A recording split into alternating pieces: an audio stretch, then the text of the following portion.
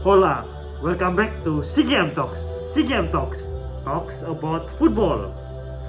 Ya guys, ini hari ini jam 12:30 ya gua nge-shoot video ini. Jadi kenapa gua nge-shoot video ini malam banget?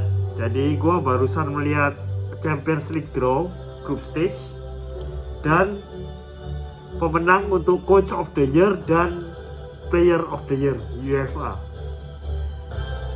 Gue buka aja ya guys, panas banget. Jadi ini seru banget. Jadi tadi gue lihat banget. Jadi ini untuk musim ini grupnya itu keren-keren banget sih guys.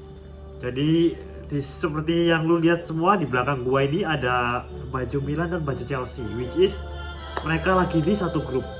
As you know, gue adalah fans sejati AC Milan atau orang bilang Milanisti. Sebelum kita mulai masuk ke topik, gue minum dulu guys. Jadi lagi serak nih. Jadi enak minum teh di malam-malam nih. Awalnya sih pengen kopi, tapi takut nggak bisa tidur guys.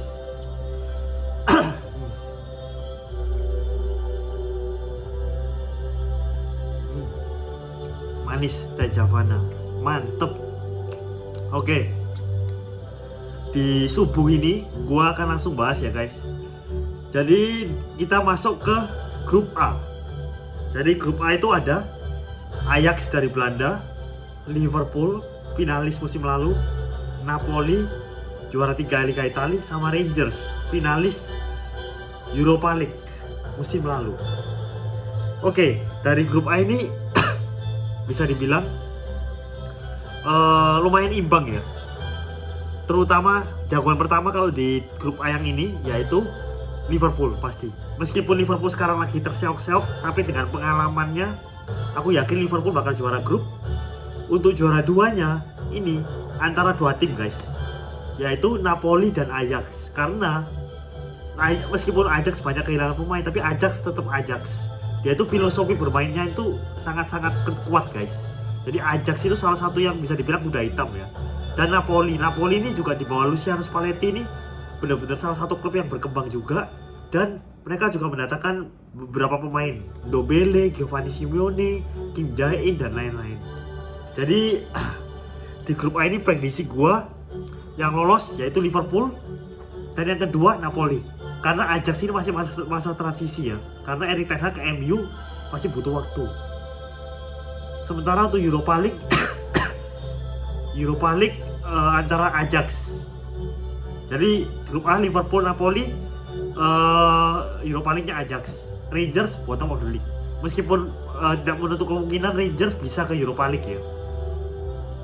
Terus kita masuk ke grup B. Jadi grup B ini adalah grup yang menurutku yang nggak seberapa susah kayak grup A. Karena grup B ini udah kelihatan jelas ya. Ada Porto dari Portugal, juara Liga Portugal musim lalu. Atletico, Diego Simeone, Leverkusen dan Club Brugge. Dari sini udah jelas ya. Yang pasti yang pertama itu Atletico. Karena Atletico menurutku di atas Porto dan Leverkusen. Dengan komposisi squad yang ada, permainannya dan sebagainya, Atletico nomor 1 untuk grup B. Dan untuk untuk nomor 2-nya kemungkinan besar sih antara Porto dan Leverkusen. Tapi aku yakin Porto. Karena Leverkusen ini masih tidak sekuat tetangganya ya, seperti Dortmund dan Bayern Munchen. Sorry guys, agak batuk-batuk, lumayan agak malam ini. Oke, kita masuk ke grup C. Jadi grup C ini adalah grup neraka ya guys. Jadi grup C ini adalah bisa dibilang grup paling susah, paling berat untuk musim ini, tapi juga paling seru. Kenapa? Ya bisa dilihat lah ya, timnya siapa aja. Bayern Munchen, raksasa Jerman, Barcelona yang sudah membeli banyak pemain, termasuk comebacknya Lewandowski. Jadi ini Lewandowski ini bisa comeback nih ke Bayern. Jadi ini bakal gila banget. Dan ada juga Inter Milan. Ya, you know Inter Milan itu meskipun dia masuk pot 3, tapi Inter Milan kemarin menurutku Inter Milan itu masih di atas Juventus ya. Jadi menurutku salah Inter Milan salah satu tim kuat juga. Dan satunya ini Victoria Pilsen, ini gak usah dihitung lah. Ini tim yang menurut gua bakal jadi ecek-ecek sih. Bakal diajar habis-habisan sama tim 3 tim itu. Oke, jadi di grup C ini agak risky ya. Karena Bayern sudah gak ada Lewandowski. Meskipun mendatangkan Mane dan De Ligt. Barcelona Barcelona meskipun datang Lewandowski dan lain-lain, tapi mereka itu masih di masa transisi ya. Transisi juga. Sementara Inter Milan ini tim yang sudah solid ditambah dengan Lukaku. Kalau prediksi dari aku sendiri, ini benar-benar kalau aku nomor satunya tetap sih. Meskipun Barcelona sudah belum beli banyak pemain, tapi aku yakin Bayern Munchen masih di atas. Karena Sadio Mane itu salah satu pemain yang menurutku itu underrated, tapi dia bisa meningkatkan Bayern. Aku yakin sih. Jadi aku yakin nomor satu Bayern. Nomor dua, nah ini nomor dua ini risky guys. Nomor dua ini antara Barcelona atau Inter Milan. Nah kalau bisa dilihat, kalau squad untuk sekarang gue masih milih Barcelona. Karena Barcelona udah punya Lewandowski, Dembele, Frenkie de Jong, dan masih banyak lagi. Dan ada Frank Casey juga dari Milan tentunya. Nah Inter Milan ini ada Lukaku, tapi dia Lukaku, Martinez, Calhanoglu dan lain-lain. Tapi Inter Milan ini udah stabil ya daripada Barcelona yang masih masa transisi. Jadi untuk juara dua sih, kalau menurut gua itu antara 60% Barcelona, 40% Inter. Jadi untuk grup C gue jagoin Bayern Munchen dan Barcelona, UEFA-nya Inter. Tapi tidak menutup kemungkinan Inter juga bisa jadi kuda hitam ya. Karena Inter aku yakin bisa jadi kuda hitam di grup ini. Oke, kita masuk ke grup D. Nah, kalau grup C tadi neraka, grup D ini bisa dibilang timnya lumayan imbang. Bisa dibilang nggak seberapa ada yang mencolok ya. Kalau di tim-tim lain tuh udah ada yang mencolok. Kalau di grup D ini ada Frankfurt dari Jerman, pemenang Europa League musim lalu, Tottenham yang sekarang dipegang Antonio Conte, ada Sporting dari Portugal, ada Marseille dari Liga Prancis. Nah, untuk grup D, prediksi gua sih Tottenham bakal juara sih, juara grup sih, karena mereka punya seorang Antonio Conte, which is ada Harry Kane, Son Heung-min dan lain-lain. Dan Tottenham ini punya pengalaman di Liga Champions. Dan nomor 2 untuk grup D antara, dan gua nggak bisa prediksi karena di sini tuh tight banget antara Marseille, Frankfurt. Tapi feeling gua sih Marseille sih. Meskipun Marseille di pot 4, tapi Marseille ini punya kualitas squad yang mumpuni. Tapi dan menutup kemungkinan Sporting dan Frankfurt juga bisa, karena Sporting musim lalu berhasil mengajar Dortmund ya. Jadi untuk juara grup D ini Tottenham nomor 1, juara 2-nya ini bisa 3 tim itu, Frankfurt, Sporting, dan Marseille untuk grup D. Nah oke, kita masuk ke grup favorit tim gua, AC Milan. Ya meskipun AC Milan mengecewakan ya, nggak mendatangkan pemain sama sekali. Terus juga ya pokoknya benar-benar mengecewakan lah, mendatangkan pemain cuma 1-2 doang. Nah dia ketemu dengan Chelsea dari Liga Inggris, Salzburg, dan Dinamo Zagreb. Oke, kalau gue bilang sih ya, gue boleh jujur ya, ini gue realistis sebagai fans AC Milan ya. Gue realistis kalau grup ini yang bakal juara grupnya bukan Milan tapi Chelsea. Karena dengan Milan itu skornya bagus. Tapi menurutku kayak dibanding sama Chelsea yang sudah belanja gila-gilaan dan habis ini mau datangkan Aubameyang dan Fofana juga, I think Chelsea bakal di atas Milan sih. Nah untuk nomor 2-nya ini aku yakin Milan bisa lolos. Dan untuk kuda hitam di grup ini yaitu Salzburg dari Austria, karena musim lalu mereka juga bisa lolos ke Liga 16 round, lolos dari grup maksud gua, sorry. Jadi grup ini ada Milan dan Chelsea, tapi Chelsea yang juara grup, Milan runner-up. Europa League-nya Salzburg kalau prediksi dari gua. Oke, kita masuk ke grup F. Jadi grup F ini sangat mencolok karena timnya cuma Real Madrid dari pemenang musim lalu Champions League, atau bisa dibilang holder dari sini Champions League, Real Madrid. Oke. Terus ada Leipzig dari Jerman, Shakhtar dari Ukraina, dan Celtic. Kalau grup F udah mencolok ya, Real Madrid pasti ya. Jadi Real Madrid you know lah ya, mereka di atas dari 3 tim itu. Yang kedua ini antara kayaknya sih Leipzig sih, karena Leipzig udah mendatangkan Timo Werner sama si ada Nkunku. Shakhtar Donetsk sih dengan Ukraina yang lagi krisis sekarang, lagi perang, I think Shakhtar Donetsk sama Celtic berebut untuk Europa League. Oke, kita masuk ke grup G. Jadi grup G ini ada Manchester City dari pemenang Premier League, Sevilla Europa League juara 5 kali, Dortmund, dan Copenhagen. Jadi ini uniknya ya, kalau tadi di grup C itu ada Lewandowski reuni dengan Bayern Munchen. Kali ini di grup G atau grup G itu ada Erling Haaland yang ketemu Dortmund, jadi reuni lagi dengan Dortmund. Tapi untuk grup G aku yakin sih juara grup Man City, udah pasti.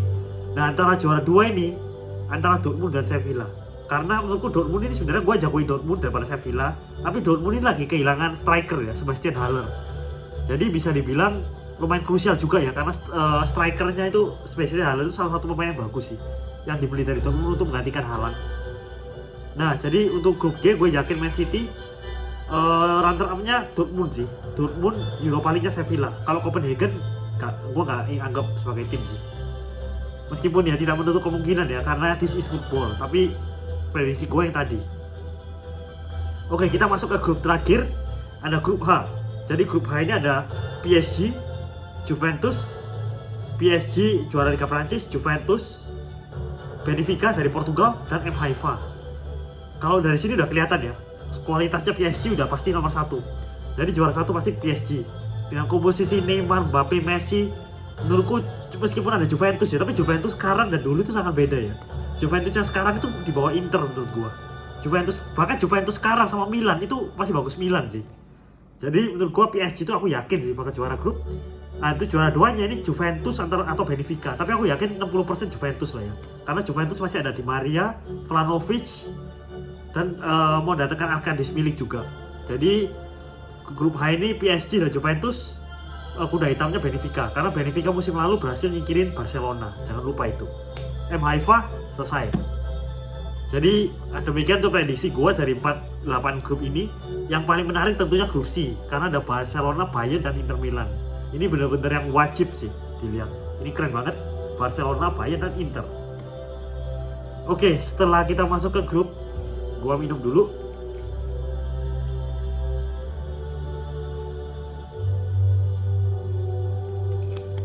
Kita masuk ke Coach of the Year. Jadi Coach of the Year nominasinya tadi ada Jurgen Klopp, Pep Guardiola, dan Carlo Ancelotti. Dan yang menang adalah seorang Carlo Ancelotti. Ya emang bisa dibilang kalau lihat dari latar belakang seorang Carlo Ancelotti ya, gue ngefans banget sama Ancelotti ya, karena lu tahu sendiri kan, gue zaman fans AC Milan zaman masih kecil itu Ancelotti sudah membawa Milan juara Liga Champions tahun 2002-2003 ngalahin Juventus. Nah pada saat itu emang benar-benar sejarah banget ya ini, Milan dibawa Carlo Ancelotti.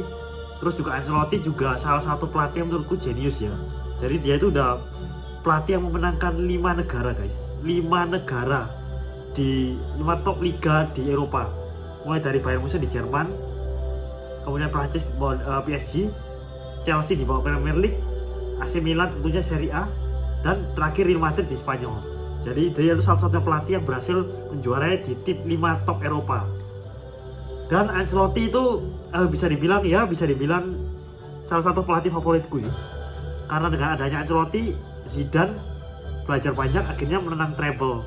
Terus mengorbitkan banyak pemain seperti Ricardo Kakak, Shevchenko, Paolo Maldini. Tentunya kalian juga nggak lupa Milan tahun 2007, ngalahin Liverpool, revanche di tahun 2005. Itu benar-benar keren banget sih Ancelotti. Jadi Forza Ancelotti, keren Ancelotti. Oke, kita masuk ke main show. Jadi main show-nya itu adalah Man of the Year ya. Jadi Man of the Year untuk musim ini, UEFA Man of the Year jatuh kepada, nominasinya ada Thibaut Courtois, Kevin De Bruyne, dan Karim Benzema. Dan nggak perlu gua kasih tahu, pasti obvious banget, musim ini adalah musim karirnya Benzema ya. Karena Karim Benzema sudah nyelamatin Real Madrid berkali-kali, terutama comeback-nya PSG, golnya ke gawang Man City, golnya ke gawang Chelsea di Stamford Bridge dengan headingnya itu. Kalau gue bilang sih Karim Benzema itu adalah player yang sangat underrated.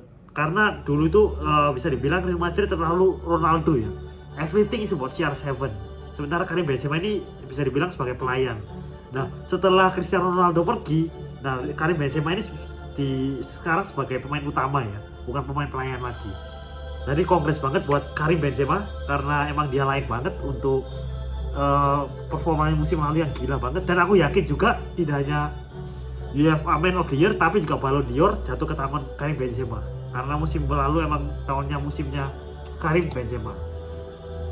Jadi untuk hari ini reportnya itu aja ya guys.